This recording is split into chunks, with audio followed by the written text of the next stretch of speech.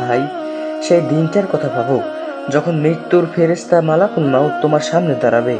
তার পাশে তখন আর কেউ থাকবে না, মা, বাবা, বন্ধু, কেউ পাশে থাকবে না। শুধু ফেরেশতা বলবে, বেরিয়ে এসো রূহ, তোমার দেহ থেকে বেরিয়ে এসো, আজ তোমার সময় শেষ।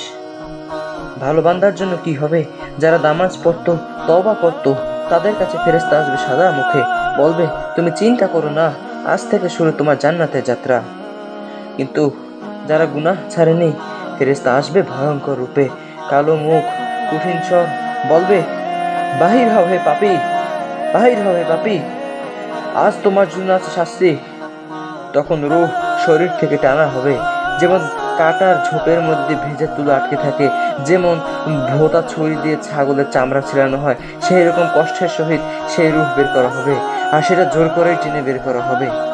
তখন তোমার সামনে দুটো রাস্তা থাকবে, এক রাস্তা জান্নাতের দিকে, আরেক রাস্তা জাহান্নামের দিকে।